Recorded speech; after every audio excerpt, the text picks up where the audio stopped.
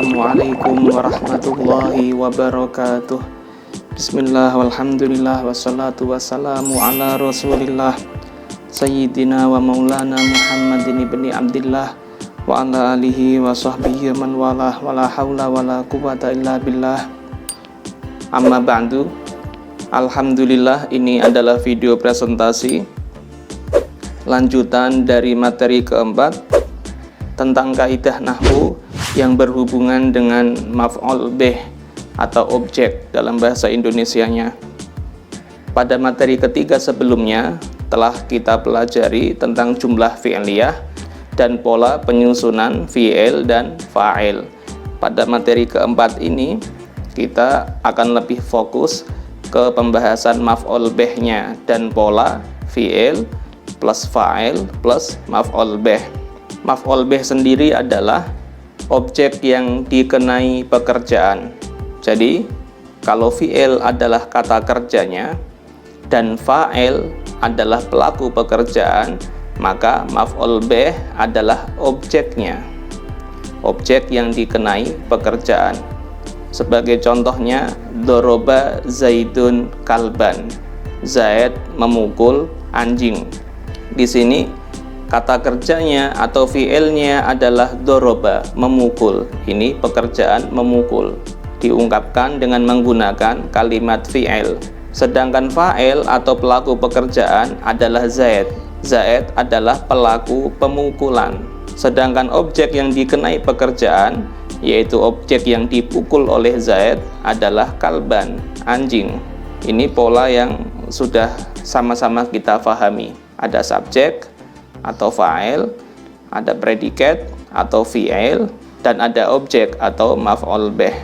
Kemudian maf'ul bih i'rabnya adalah selalu nasab. Maf'ul bih selalu dibaca nasab. Dan ini jelas berbeda dengan i'rabnya fa'il atau pelaku pekerjaan. Kalau fa'il i'rabnya selalu rofa. Oleh karena itu pada contoh tadi doroba Zaidun kalban, doroba adalah fi'il madhi, Zaidun adalah fa'il, dan fa'il selalu dibaca rofa. Tanda rofanya di sini adalah dhammah. Zaidun, dunnya dibaca dhammah.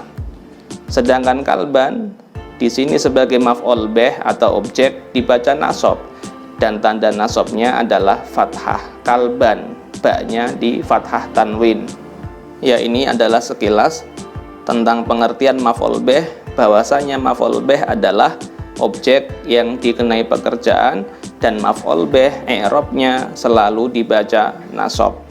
Dan sebelum kita lanjutkan pembahasan tentang maf'ul bih dan pola penyusunan fi'il plus fa'il plus maf'ul bih, mari kita pelajari dahulu tentang macam-macam fi'il dari segi apakah fi'il tersebut butuh pada objek ataukah fi'il itu tidak butuh kepada objek.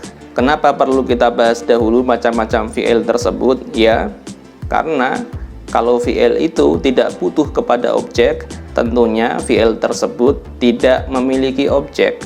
Jadi, dalam susunan jumlah fi'liyah, di dalamnya tidak ada objek ketika fi'ilnya tidak butuh pada objek. Mana fi'il yang butuh pada objek, mana fi'il yang tidak butuh pada objek. Mari kita pelajari secara singkat terlebih dahulu. Baik, dari segi butuh atau tidaknya kalimat fi'il kepada maf'ul bih atau objeknya, maka kalimat fi'il tersebut terbagi menjadi dua macam. Yang pertama dinamakan fi'il lazim atau kata kerja intransitif. Fi'il lazim atau kata kerja intransitif adalah kata kerja yang tidak butuh pada objek atau kalimat fi'il yang tidak butuh kepada maf'ul bih. Jadi jumlah fi'liyah yang tersusun dengan kalimat fi'il lazim ini, kalimat fi'il tersebut sudah sempurna dengan adanya fi'il dan fa'il saja. Ada kata kerja dan ada pelaku pekerjaan, maka jumlah fi'liyahnya sudah sempurna. Karena kata kerja dalam jumlah fi'liyah tersebut adalah fi'il lazim yang tidak butuh kepada maf'ul bih atau objek. Jika dikasih maf'ul bih malah salah. Kemudian apa saja kata kerja atau kalimat fi'il yang dia termasuk kategori lazim atau intransitif atau tidak butuh kepada objek. Di antara ciri-ciri kalimat fi'il atau kata kerja yang termasuk kategori lazim atau intransitif adalah kata kerja tersebut menunjukkan suatu bentuk, baik bentuk manusia atau bentuk dari suatu benda atau barang. Contohnya tola, memanjang, atau kosuro, menjadi pendek. Tola al-maktabu, meja itu panjang. Tola ini kalimat fi'il yang bermakna panjang, dan kita tahu secara logika panjang itu tidak butuh pada maf'ul bih, dia hanya butuh pada fa'il. Apa yang memanjang, apa yang panjang? Al-maktabu, sebuah meja. Tola adalah fi'il madhi yang berbentuk lazim, al-maktabu sebagai fa'ilnya, dan fa'il selalu dibaca rofa, tandanya dhammah, al-maktabu. Atau kebalikannya kosuro, menjadi pendek. Kosuro zaidun, Zaid itu orangnya pendek.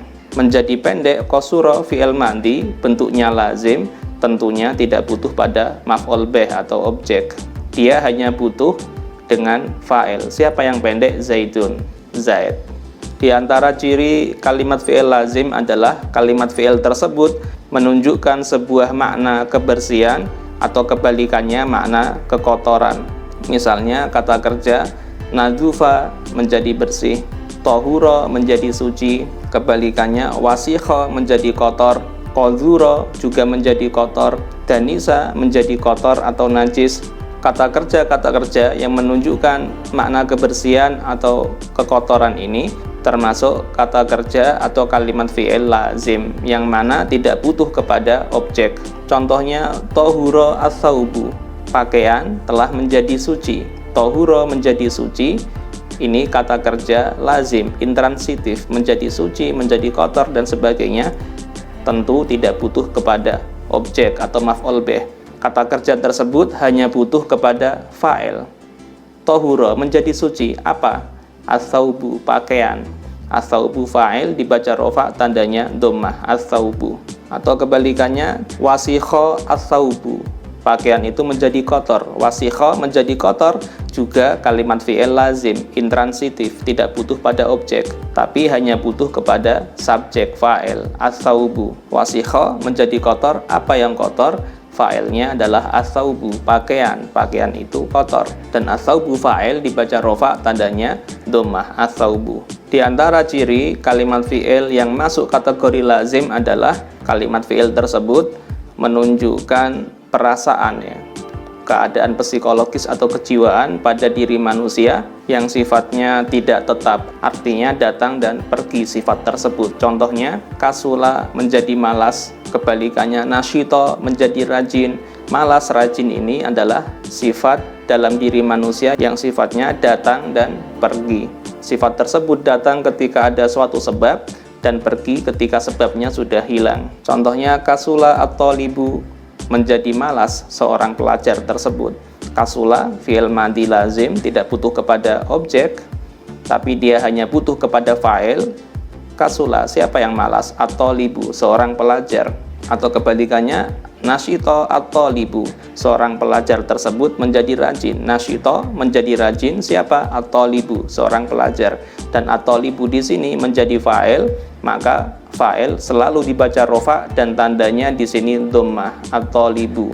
Contoh yang lain, fariha, menjadi bahagia, kebalikannya hazina, menjadi sedih. Bahagia dan sedih ini juga keadaan psikologis yang sifatnya datang dan pergi karena suatu sebab, maka dia termasuk kategori lazim, tidak butuh kepada objek atau maf'ul bih. Farihat Zainabu, Zainab menjadi bahagia.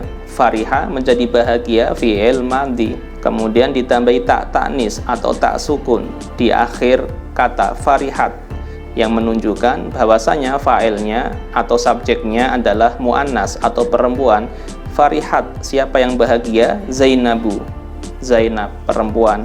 Atau kebalikannya hazinat Zainabu, Zainab menjadi sedih. Hazinat fi'il madhi termasuk kategori lazim dan di akhir kata ditambahi tak ta'nis, tak sukun, hazinat, yang menunjukkan fa'ilnya adalah mu'annas atau perempuan. Hazinat, sedih, siapa?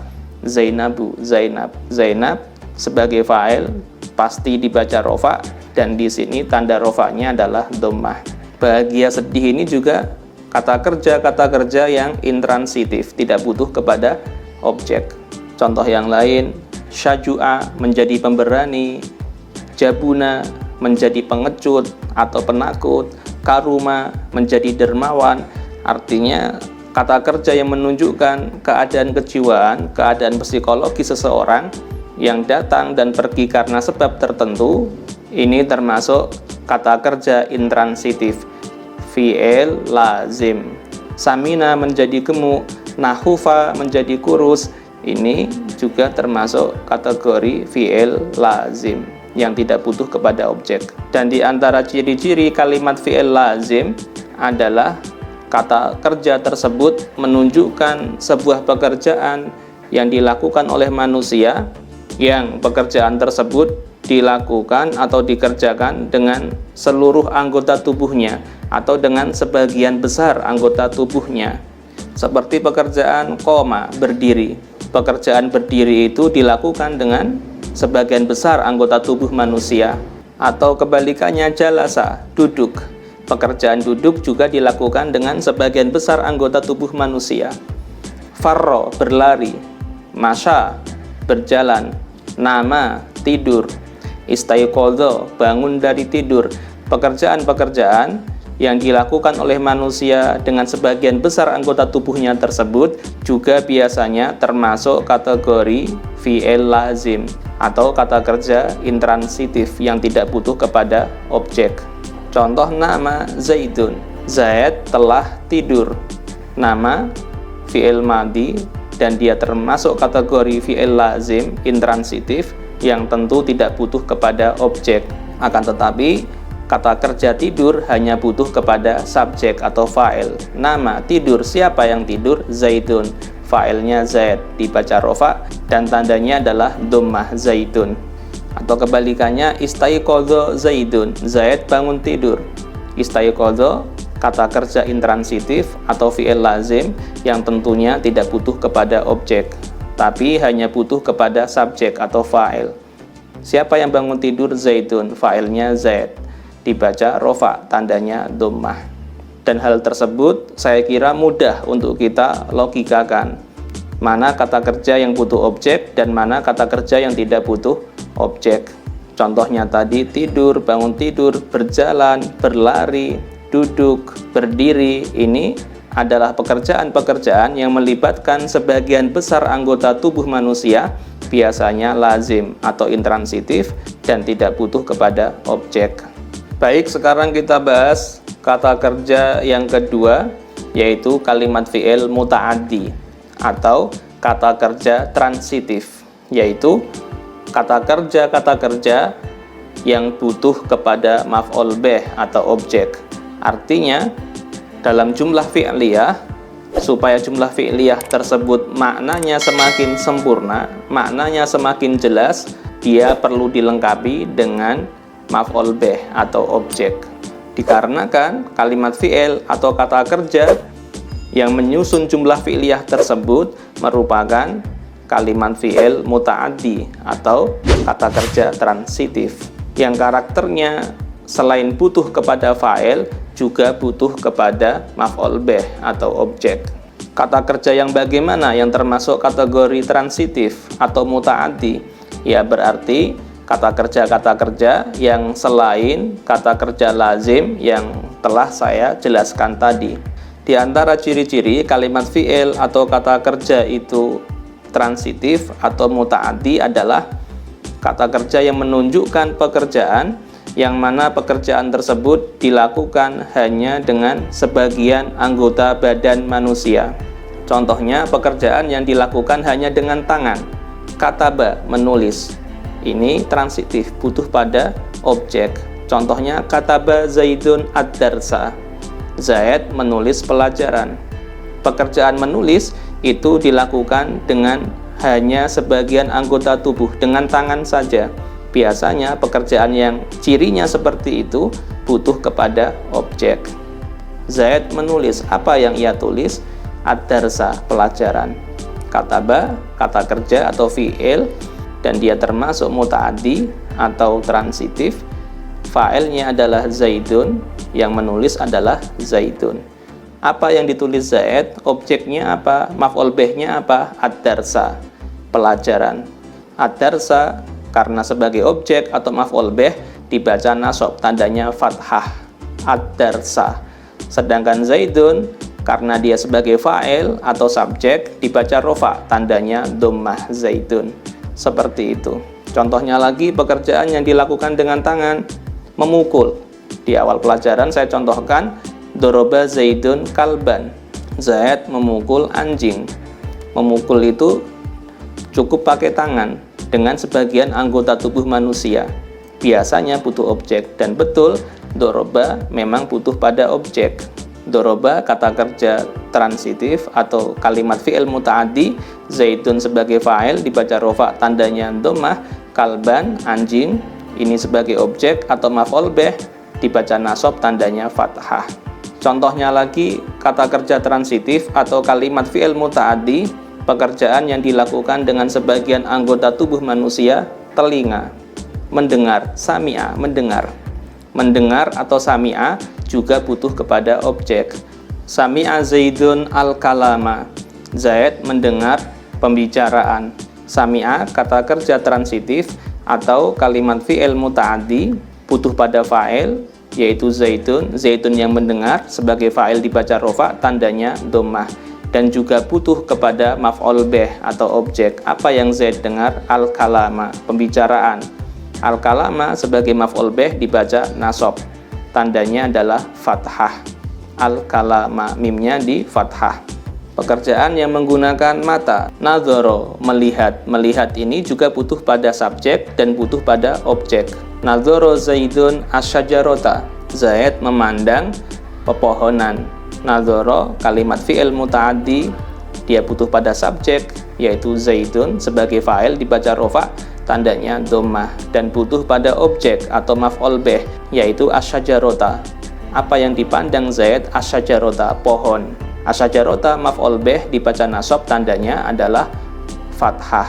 Atau pekerjaan yang dilakukan manusia dengan mulut misalnya. Akala, makan, syariba, minum. Makan, akala, atau syariba, minum, ini juga termasuk kata kerja transitif atau kalimat fi'il muta'addi yang butuh pada objek. Akala Zaidun al-mauza. Zaid telah memakan. Apa yang dimakan Zaid? Al-mauza, pisang. Akala, fi'ilnya, Zaidun, fa'ilnya, subjeknya, al-mauza, objeknya atau maf'ul bihnya. Syaribat Fatimatu al-labana. Fatimah meminum susu.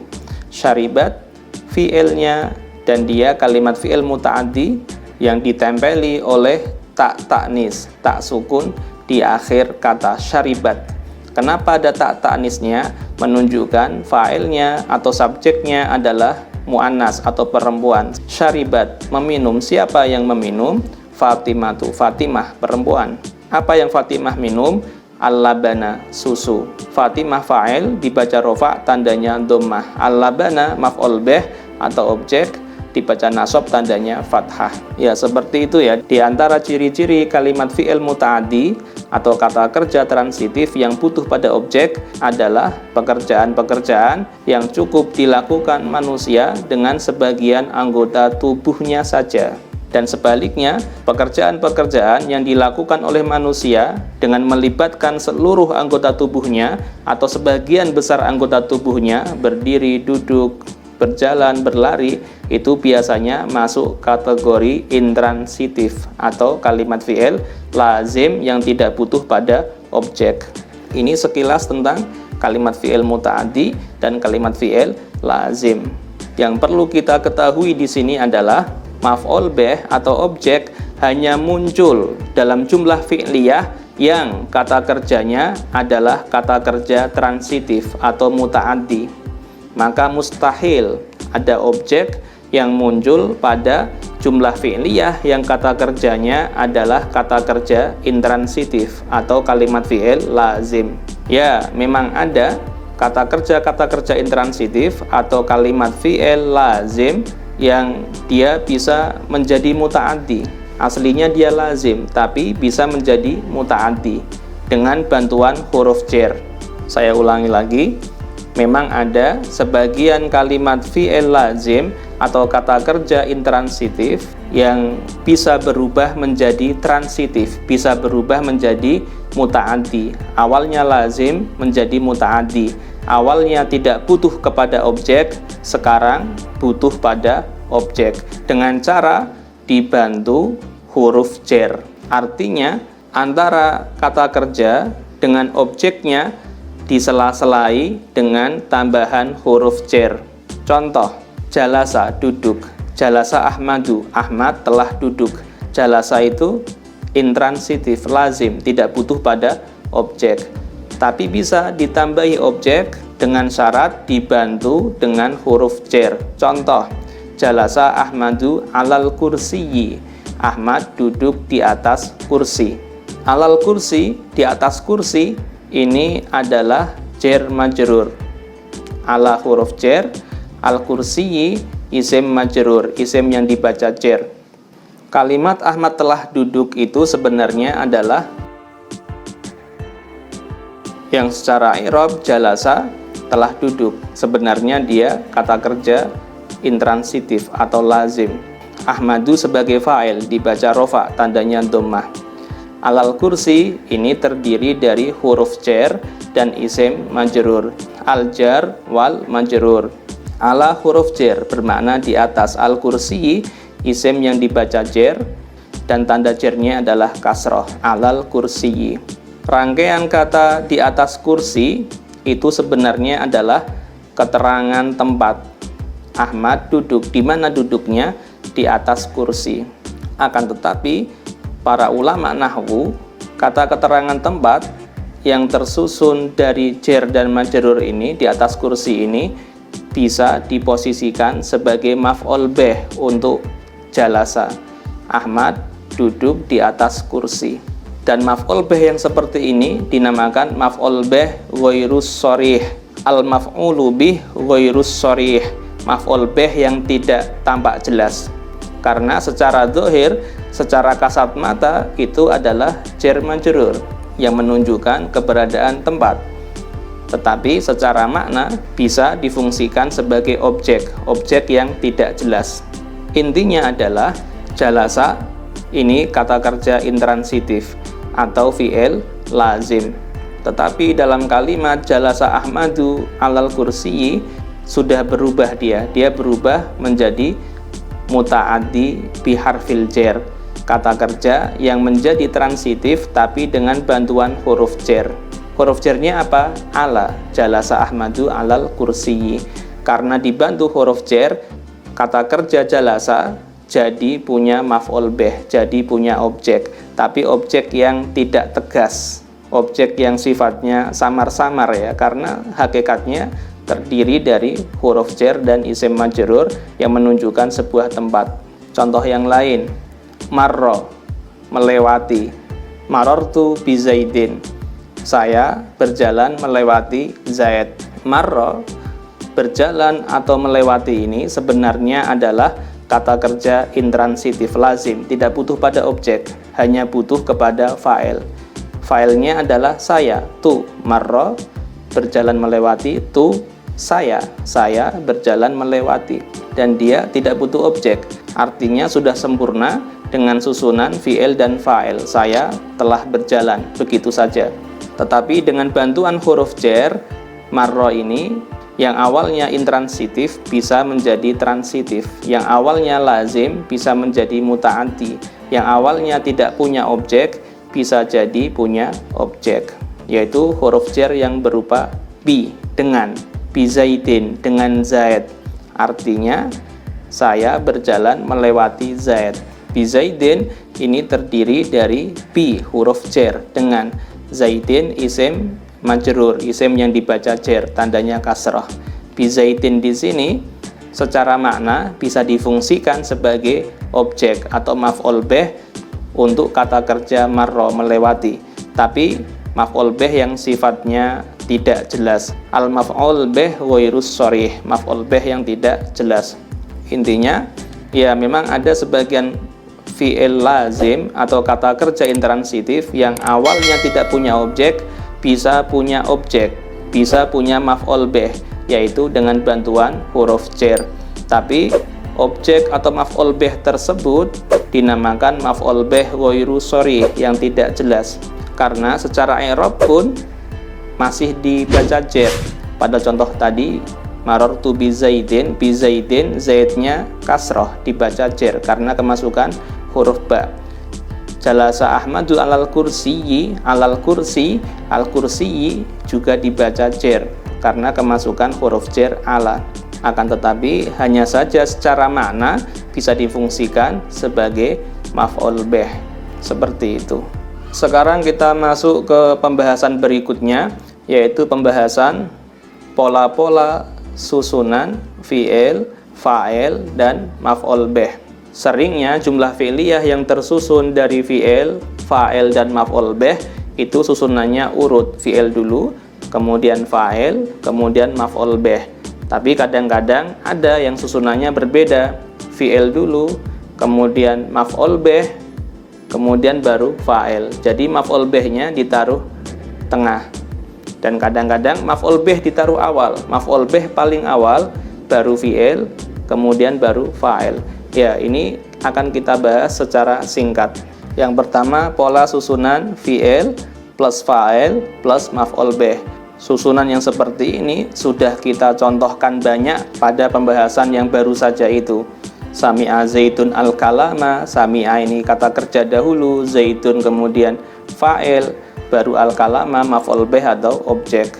Syaribat Fatimatu al-labana, Fatimah meminum susu, ini juga syaribat fi'il dulu, baru Fatimah fa'il, baru al-labana objek atau maf'ul bih. Ini yang sering seperti itu. Kemudian pola susunan yang kedua adalah fi'il kata kerja, kemudian maf'ul bih objek dulu, baru setelah objek fa'il atau subjek. Pola ini juga banyak kita temukan dalam Al-Quran atau percakapan sehari-hari orang-orang Arab. Contoh, sa'alan nabiyya rajulun, seorang laki-laki bertanya kepada Nabi. Sa'ala fi'il madhi dan dia transitif muta'addi, butuh pada objek. Kata kerja bertanya itu butuh pada objek, orang yang ditanyai atau suatu hal yang ditanyakan. Sa'ala bertanya, fi'il madhi muta'addi. An-nabiyya, an-nabiyya di sini bukan fa'il, bukan subjek, tapi an-nabiyya di sini maf'ul bih, orang yang dikenai pekerjaan, orang yang ditanyai. Sa'ala bertanya an-nabiyya kepada nabi, maf'ul bih, dibaca nasab, tandanya fathah, an-nabiyya. Lalu mana fa'ilnya? Fa'ilnya paling belakang, rojulun. Sa'alan nabiyya rojulun, rojulun sebagai fa'il, dibaca rofa, tandanya dhammah. Jadi susunannya di sini fi'il dulu, kemudian maf'ul bih objek, baru fa'il. Yang unik adalah fa'ilnya ditaruh paling akhir, yang biasanya fa'il itu di tengah. Dalam Al-Quran misalnya Allah berfirman, wa idzibtala Ibrahima rabbuhu, dan ketika Tuhan Nabi Ibrahim, Allah memberi cobaan kepada Nabi Ibrahim. Wa idzibtala, dan ketika ibtala, memberi cobaan. Memberi cobaan itu kata kerja transitif, butuh pada objek. Dia kalimat fi'il muta'addi. Memberi cobaan Ibrahima. Ibrahima bukan fa'il, bukan pelaku pekerjaan, tapi Ibrahima adalah objek yang dikenai pekerjaan. Ibrahim adalah manusia yang dikenai cobaan. Oleh karena itu Ibrahima sebagai maf'ul bih dibaca nasab dan tandanya adalah fathah. Siapa yang memberi cobaan? Siapa fa'ilnya? Rabbuhu, Tuhannya Nabi Ibrahim, Allah. Rabbuhu, Rabbu sebagai fa'il dibaca rofa, tandanya dhammah, Rabbu. Dan kata Rabbu di sini dia isim berposisi sebagai mudhaf dan dhamirhu sebagai mudhaf ilaih. Jadi susunannya wa idzibtala fi'il dulu, Ibrahima objek atau maf'ul bih, rabbuhu kemudian baru fa'il. Ini pola susunan yang kedua. Pola pertama dan pola kedua semuanya menggunakan isim dhohir. Isim dhohir itu kata benda yang tampak jelas, kebalikan dari isim dhamir. Isim dhamir itu kata ganti. Isim dhohir, kata benda yang tampak jelas langsung. Isim dhamir sebagai kata ganti dari isim dhohir. Isim dhohirnya dihilangkan, diganti dengan isim dhamir atau kata ganti. Ibrahim, Allah, An-Nabi, Rajulun, ini semuanya adalah isim dhohir, kata benda yang langsung orangnya atau langsung bendanya jika benda. Tapi kalau isim dhamir itu kata pengganti dari isim dhohir, yang diantaranya adalah ana, anta, anti, huwa, hiya. Ini adalah isim dhamir atau kata ganti. Bagaimana kalau fa'il atau maf'ul bih-nya kita memakai isim dhamir, kata ganti? Bisa. Ini contoh pola susunan jumlah fi'liyah yang fa'ilnya di tengah-tengah, fi'il, fa'il, maf'ul bih. Tapi fa'ilnya di sini menggunakan isim dhamir, kata ganti. Contoh, sa'altu Rasulullahi, saya meminta kepada Rasulullah Shallallahu Alaihi Wasallam. Sa'altu ini terdiri dari fi'il dan fa'il. Aslinya adalah sa'ala, meminta. Kata kerja transitif, muta'addi. Siapa yang meminta? Tu, saya. Tu ini isim dhamir, sa'altu. Dan tu ini berposisi sebagai fa'il. Dan sebagai fa'il tentunya menempati posisi rofa. Akan tetapi isim dhamir itu mabni. Mabni itu artinya adalah tidak bisa di-i'robi. Harokatnya tetap, tidak pernah berubah-ubah. Dhamir tu, saya, itu harokatnya selamanya tu. Mau rofa, mau nasab, selamanya tetap tu. Kemudian Rasulullahi sebagai maf'ul bih atau objek. Rasula, maf'ul bih dibaca nasab. Tandanya fathah, rasula, utusan.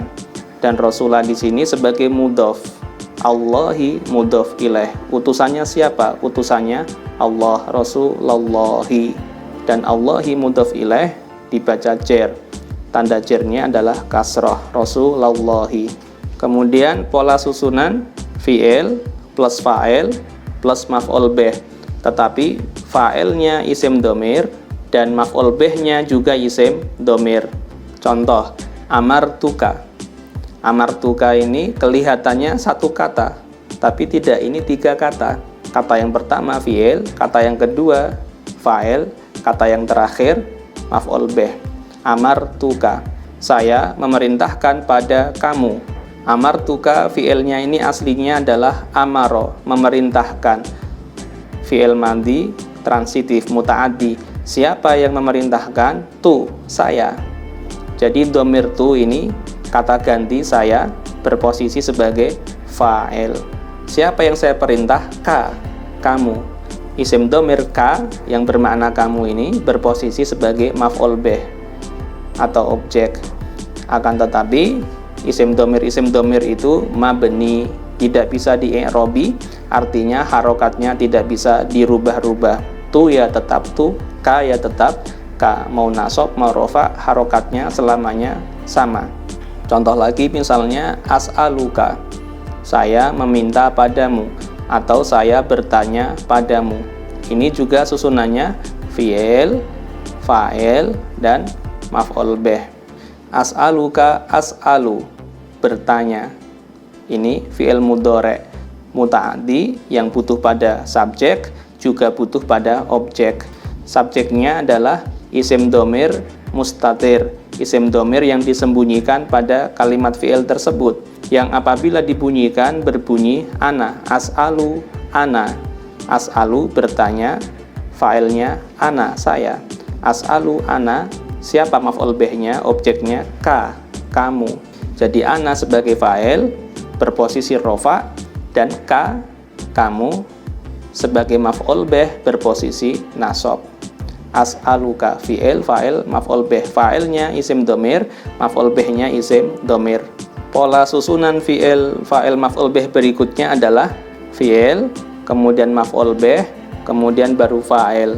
Tapi maf'ul bihnya di sini berupa isim dhamir. Contohnya, amarona Rasulullah Shallallahu Alaihi Wasallam. Rasulullah telah memerintahkan kepada kita. Amarona ini fi'il dan maf'ul bih. Amaro kata kerja atau kalimat fi'il muta'addi, butuh pada subjek, butuh juga pada objek. Amarona, domirna yang bermakna kita atau kami ini sebagai maf'ul bih atau objek, dan objeknya berupa isim domir berposisi nasab. Kemudian siapa fa'ilnya? Rasulullah Shallallahu Alaihi Wasallam.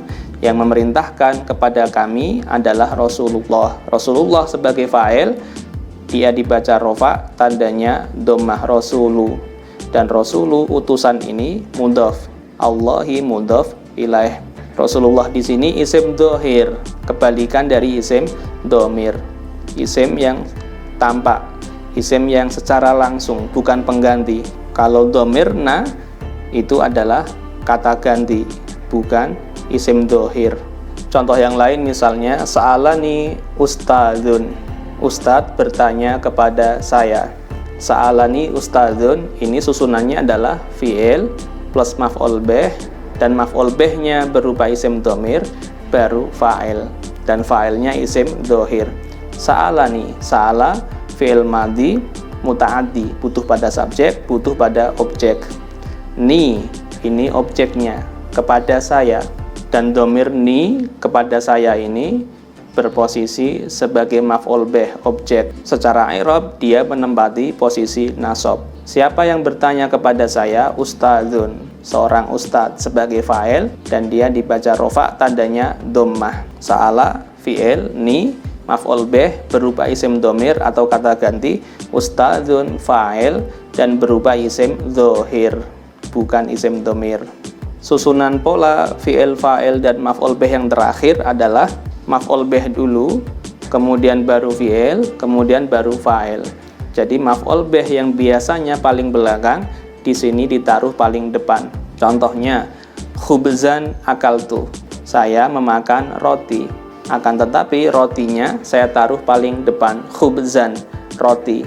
Ini isim dhohir, isimnya langsung atau isim yang tampak, dan dia berposisi sebagai maf'ul bih, dibaca nasab, tandanya adalah fathah. Khubzan, huruf terakhirnya diharokati fathah karena objek maf'ul bih. Mana fi'il dan fa'ilnya? Akaltu, ini adalah fi'il dan fa'il. Fi'ilnya berasal dari akala, fi'il madhi, memakan. Siapa yang memakan? Tu, isim domir, saya, isim domir. Tu sebagai fa'il berposisi rofa. Maf'ul bihnya paling depan, khubzan. Jadi aslinya akaltu khubzan, tapi boleh khubzannya ditaruh paling depan. Tujuannya apa? Tujuannya supaya orang-orang fokus ke objeknya. Khubzan akaltu, saya hanya makan roti, bukan makan pisang, bukan makan nasi. Seperti itu faedahnya. Contohnya dalam Al-Quran misalnya, iyyaka na'budu, kepadamu Allah kami menyembah. Jadi maf'ul bih dulu, iyyaka, kepadamu. Ini iyyaka isim domir, kata ganti, dan dia berposisi sebagai maf'ul bih atau objek, hanya kepadamu Allah, tentunya berposisi nasab. Mana fi'il dan fa'ilnya? Na'budu, kami menyembah. Na'budu ini adalah fi'il mudhari' dan dia muta'addi, butuh pada subjek, juga butuh pada objek. Siapa subjeknya? Subjeknya atau fa'ilnya isim domir mustatir, isim domir yang disembunyikan pada kata kerja tersebut, na'budu. Jika dimunculkan atau jika dibunyikan berbunyi nahnu, na'budu, nahnu. Na'budu fi'ilnya, nahnu isim domir mustatir sebagai fa'il. Kemudian maf'ul bihnya iyyaka, juga berbentuk isim domir. Jadi seperti itu pola-pola susunan jumlah fi'liyah yang tersusun dari fi'il, fa'il, dan maf'ul bih. Intinya jika kata kerjanya adalah transitif atau muta'addi, pasti punya maf'ul bih. Meskipun terkadang maf'ul bihnya bisa dihilangkan juga atau dibuang. Tapi normalnya kalau kata kerjanya muta'addi ada fi'il, ada fa'il, ada maf'ul bih. Sedangkan penempatan maf'ul bih bisa di tengah, bisa di depan. Akan tetapi yang pasti adalah dalam jumlah fi'liyah, fa'il selamanya di belakang fi'il. Fa'il tidak boleh mendahului fi'il. Pasti fi'il dulu baru fa'il. Adapun objek atau maf'ul bih bebas penempatannya. Karena ketika fa'il mendahului fi'il, contohnya fa'il dulu, subjek dulu, baru fi'il, kata kerja, ini berubah menjadi jumlah ismiyah, sudah bukan jumlah fi'liyah lagi. Seperti itu. Saya kira cukup untuk teori kaidah nahwu tentang maf'ul bih. Langsung kita masuk ke contoh-contoh aplikatif pada teks bacaan materi keempat. Contoh pertama, ada teks yang berbunyi a'linu hadzan nikaha. Ini potongan dari hadis Nabi Muhammad sallallahu alaihi wasallam yang artinya siarkanlah akad nikah ini. A'linu, siarkanlah kalian hadzan nikaha, pernikahan ini. Ini jumlah fi'liyah karena diawali fi'il. Meskipun fi'ilnya adalah fi'il amr atau kata kerja. A'linu fi'il amr, siarkanlah. Dan setiap fi'il pasti punya fa'il. Fa'ilnya di sini adalah isim dhamir. A'linu itu setelah nun ada wawu sukun. Wawu sukun tersebut namanya wawul jama' dan dia adalah isim dhamir, kata ganti yang bermakna kalian. A'linu, siarkanlah kalian.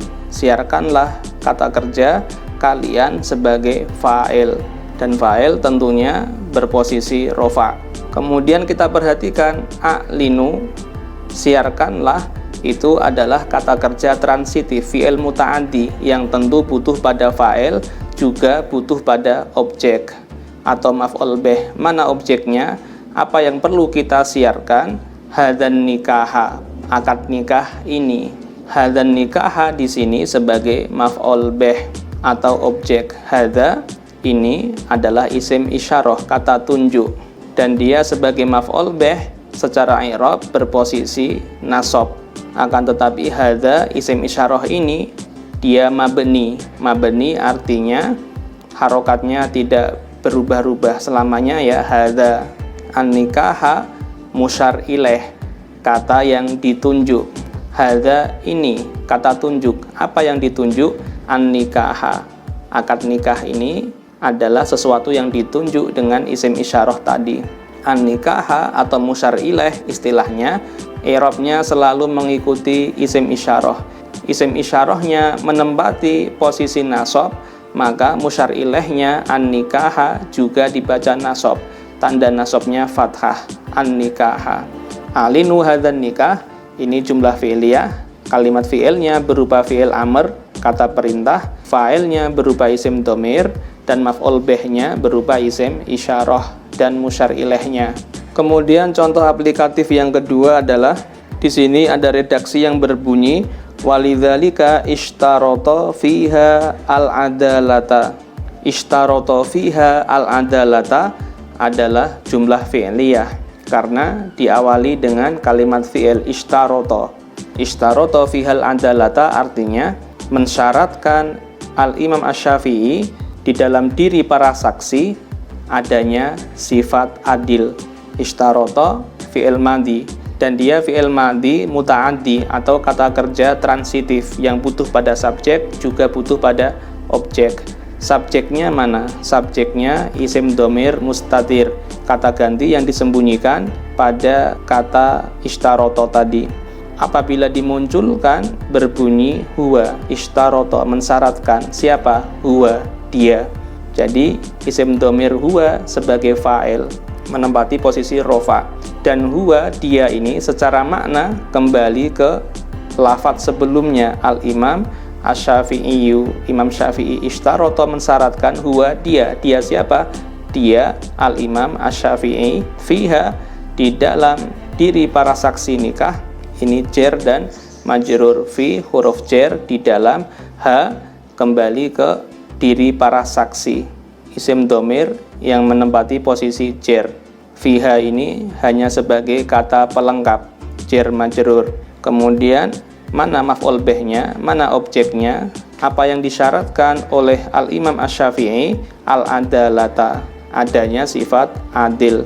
Al-adalata ini maf'ul bih, dibaca nasab, tandanya fathah. Al-adalata, taknya diharokati fathah. Jadi susunannya adalah fi'il, kemudian fa'il, dan fa'ilnya berupa isim dhamir, kemudian maf'ul bih. Maf'ul bihnya berupa isim dhohir, isimnya langsung yang tampak. Contoh yang ketiga, ada redaksi yang berbunyi ro'a hadza dakhilan fi babil ijma'. Kebanyakan ulama meyakini bahwasanya syarat adanya saksi dalam akad nikah itu termasuk bab ijma'. Kita detailkan satu persatu. Ro'a hadza dakhilan fi babil ijma'. Jika redaksinya dipotong seperti ini, maka dia menjadi jumlah fi'liyah karena diawali oleh kalimat fi'il ro'a, meyakini atau melihat. Siapa yang meyakini atau melihat? Siapa fa'ilnya? Fa'ilnya adalah isim dhamir mustatir, kata ganti yang disembunyikan pada kata ro'a tadi, yang apabila dimunculkan akan berbunyi huwa, melihat. Siapa yang melihat? Dia. Dan huwa di sini menjadi fa'il, secara i'rab menempati posisi rofa. Perlu kita perhatikan di sini, kalimat fi'il ro'a, meyakini atau melihat, itu bisa punya dua maf'ul sekaligus. Jadi ada kata kerja itu yang hanya punya satu maf'ul bih. Ada kata kerja itu yang punya dua maf'ul bih sekaligus. Bahkan ada kata kerja itu yang memiliki tiga maf'ul bih sekaligus, yang insya Allah di lain kesempatan akan kita bahas. Ini ada contoh kata kerja yang memiliki dua maf'ul bih. Ro'a, meyakini, fa'ilnya adalah isim dhamir huwa, dia.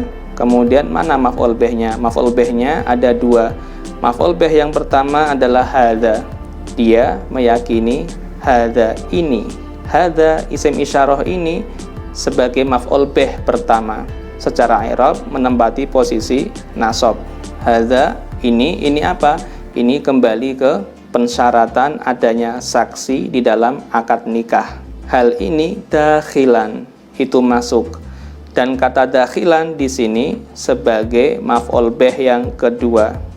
Ro'a meyakini hadza, hal ini maf'ul bih pertama, dakhilan itu masuk, maf'ul bih yang kedua.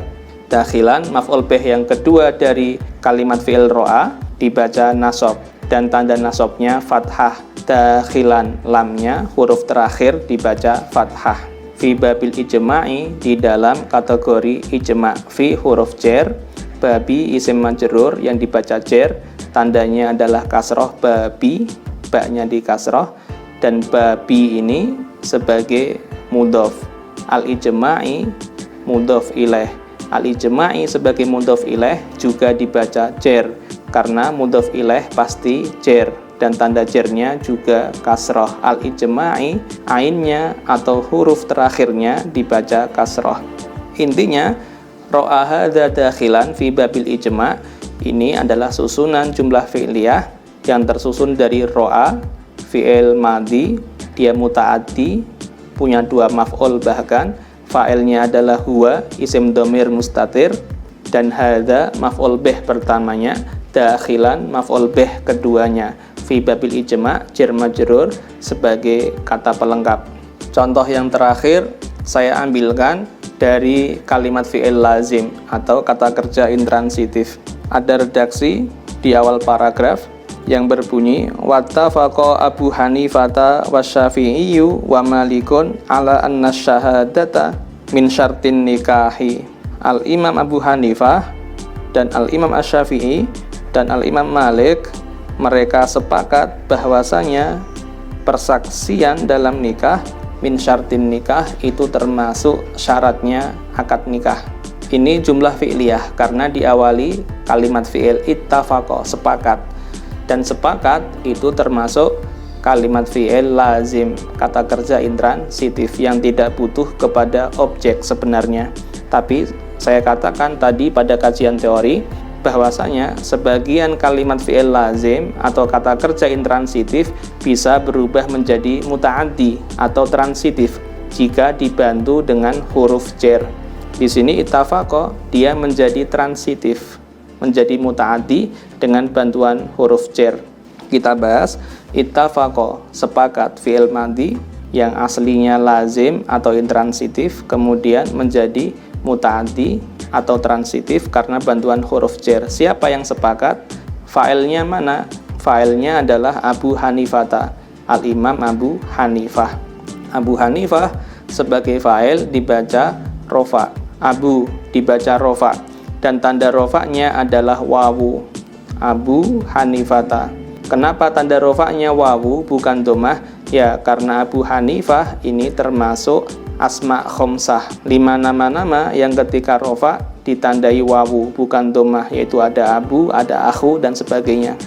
Abu ini sebagai mudhof, Hanifata sebagai mudhof ilaih, dan Hanifata mudhof ilaih dibaca jar. Tanda jarnya di sini fathah, Hanifata. Kenapa tanda jarnya fathah tidak kasroh? Ya, karena Hanifata isim ghairu munsorif, isim yang tidak bisa dikasroh. Maka ketika jar di fathah sebagai ganti dari kasroh. Intinya Abu Hanifata ini fa'il dibaca rofa. Kemudian wasyafi'iyu, wanya huruf wawu atof, asyafi'i ma'tufnya. Wasyafi'iyu dan al-imam asyafi'i ini huruf atof dan ma'tufnya. Huruf atof itu dan, ma'tufnya adalah isim yang jatuh setelah kata dan wa. Wa malikun juga sama, huruf atof dan ma'tufnya. Huruf wawu yang bermakna dan isim yang jatuh setelah huruf wawu tersebut. Wasyafi'iyu wa malikun semuanya dibaca rofa, karena ini asyafi'iyu dan malikun atof ke Abu Hanifah.